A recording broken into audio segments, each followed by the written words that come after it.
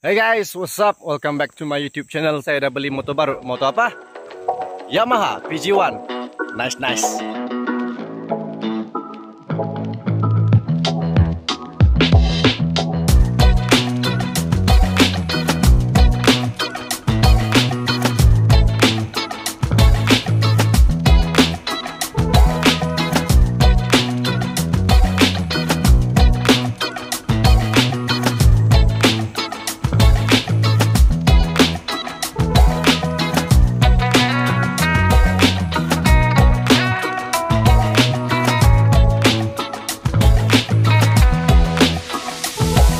So guys, this is my new bike Yamaha PG1, engine 115cc. Tapi saya tidak mau cakap pasal dia punya spek, sebab banyak sudah info pasal dia punya specification, pasal dia punya spesifikasi di luar sana. Jadi bolehlah kita masing-masing rujuk. So dari dia punya sisi saja pun kita tahu sudah ini motor bukan laju.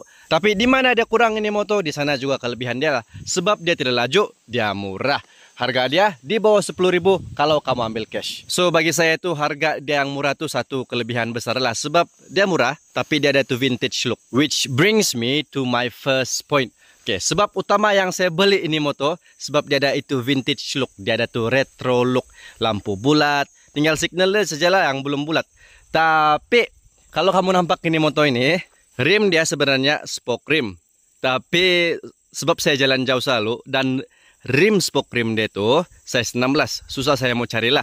So saya ambil keputusan untuk order rim size 17 inci SP522 LC4S punya rim. So PNP saja, hanya perlu tukar dia punya brake plate saja. Yang lain tidak payah, kecuali di bearing lah. Bearing pun bukan ganti juga. Sebab kedua yang saya ambil ini motor, sebab saya percaya dia tahan lasak. Saya percaya dia boleh jadi saya punya motosikal serbaguna, my utility bike lah. Dia punya engine pun yang sudah terbukti, yang kena guna di Legenda 115 dan yang sekarang tuh Easy 115 kata. Easy 115. So di sana saya kurang risau sedikit sebab engine ini sudah terbukti berkeupayaan. Sebab yang ketiga saya ambil ini motor sebab dia motor kapcai lah, masih lagi kategori motor kapcai. Dan seperti yang kita tahu, motor kapcai ini sangat senang untuk kita maintain, tidak tinggi cost dan part dia pun senang mau cari di kedai. Dan sebab yang keempat, sebab dia punya potential, dia punya potensi untuk kita custom dia, untuk kita customize. Yamaha ada 4 persona yang mungkin kita boleh ambil inspirasi dari sana untuk kita custom ini motosikal. Dia ada street adventurer, ada urban classic, ada culture vulture yang macam mini chopper itulah, ada adventure seeker which is the type of bike yang kamu bawa pergi kawasan-kawasan macam ni lah, yang kamu bawa pergi camping, kamu bawa pergi masuk hutan, macam tu adventure seeker. Okay, so more about this bike. Ada beberapa feature yang saya sukakan. Dia detail yang kecil, sangat kecil, small details, tapi saya suka, saya appreciate itu detail dia. Detail yang pertama, dia punya meter analog. Mungkin ada orang yang suka digital. Saya pun personally sebenarnya suka digital. Tapi kalau tengok dia punya retro look nih kan, bila dapat meter analog begini, saya macam smart pula saya rasa nih. Jadi saya sangat sukalah ini meter. Sebab dia nampak betul-betul retro. Tapi kalau dia meter digital pun tidak masalah juga, masih cantik. Sebab macam di Thailand gitu. Oke, di Thailand dia punya meter sudah jadi digital kan. Dia guna meter XSR kalau saya tidak silap lah. But for me, saya suka ini analog kalau itu motor retro punya konsep. Nice. Satu lagi yang saya suka pasal ini motor kan, second small detail yang saya suka lah. Pasal apa? Pasal dia punya seat. Kamu tengok seat dia. Jeng, tidak payah lagi pasang seat damper. Buka biar dia berdiri begitu. Jadi kalau mau isi minyak, buat angin.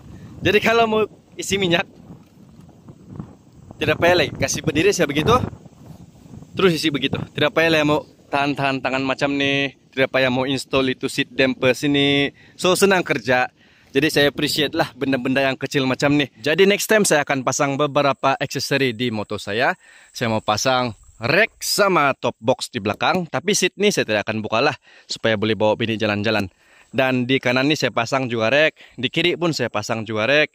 Di sebelah kiri ni saya akan letak tangki juga. Tangki 3 liter pun cukup. Sebab perjalanan saya kira jauh. Dari sini pergi Ranau.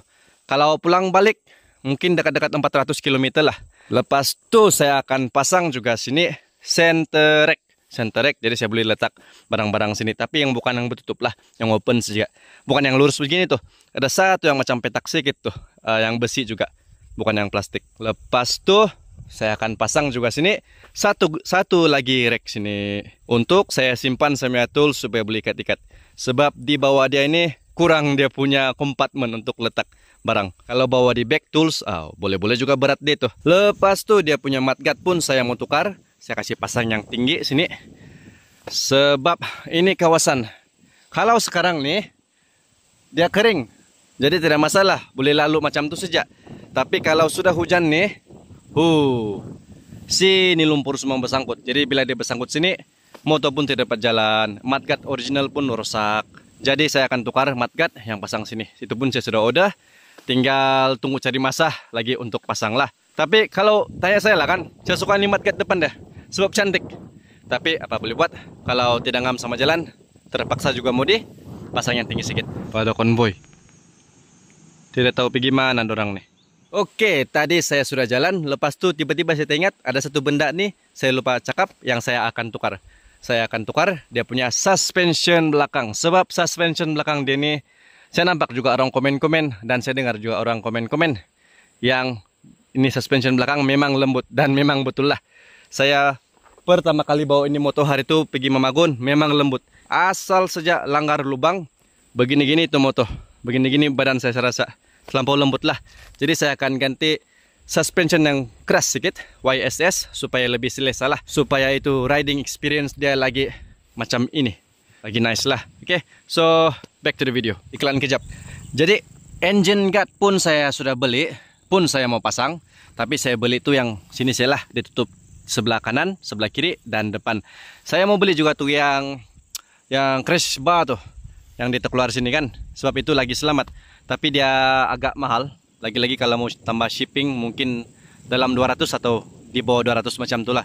Jadi saya kumpul duit dulu, mungkin baru saya beli itu crash bar yang begini tuh keluar tuh.